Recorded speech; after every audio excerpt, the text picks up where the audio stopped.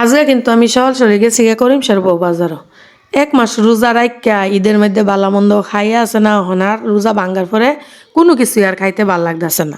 তো ভাবতেছি দি বাজারে গিয়া কোনো তরতাজা ছোট মাছ টাছ পাই কিনা।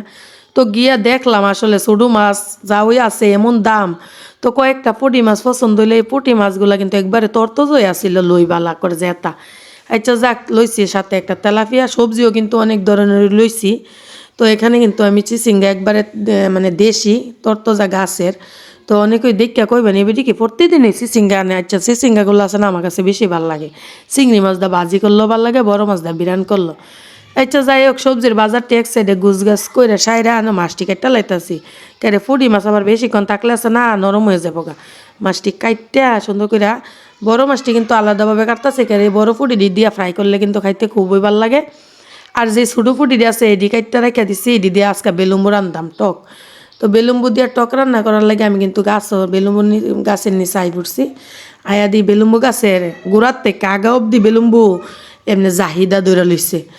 সিজনকালীন বেলুম্বু এমনি ধরবো তো অনহন কিন্তু আর বেলুম্বু মানুষ অত হাইতো না, এই বেলুম্বু গাছের গোড়াতেই ফচ্চা ফচ্চা হরব। আবার এমন সময় মানুষ যখন বেলুম্বু খাইতো মনে চাইব না, তখন বেলুম্বু গাছের মধ্যে তাহায় না 200 টাকা কেজিও কিনা খাওয়ান লাগে। কথাটা সত্য কইছে কিনা জানাইন।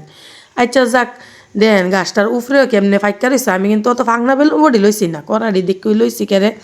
অত ফাঁকনাড়ি লইলে আছে না বেশি চুক্কা লাগবো।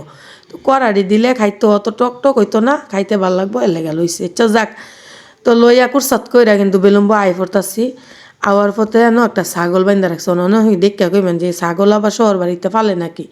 আগে সামনে তো কোরবানি ঈদ না, শখ করে একজন এই ছাগলটা ফালতাছে। আচ্ছা যাক পরবর্তীতে ঘরে আইলাম, আয়া সাইরা বেলুম্বুড়ি জুড়িত লইছি, লইয়া কইটা কইটা মানে দুইয়া দেয়া কাটছি কাইটা কুইটা।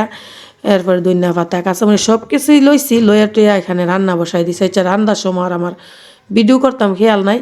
এই টকটা কিন্তু বাগার টাগার কিছু দিছি না, মাইকা মুইকা আলি জুল দিয়া বসাই দিছি। আর এই টকটা দিয়া দুপুরবেলা ভাত খাইছি, কি যে মজা লাগছে কি কইয়াম। আসলে এতদিন রোজা রাখার পরে কিন্তু দেখেন রোজা ভাঙার পরে খাওয়ানো অত ভালো লাগে না, কিন্তু এই ধরনের খাবার দিয়া ভাত খাইলে না খুবই মজা লাগে। তো আজকের ভিডিওটা যদি আপনার কাছে ভালো লাগে ভিডিওতে কিন্তু লাইক দিতে ভুললেন না, আর আমার কমেন্টে কিন্তু আনাইতেও বলবেন না। তো আজকের মতো এখানে আল্লাহ হাফিজ।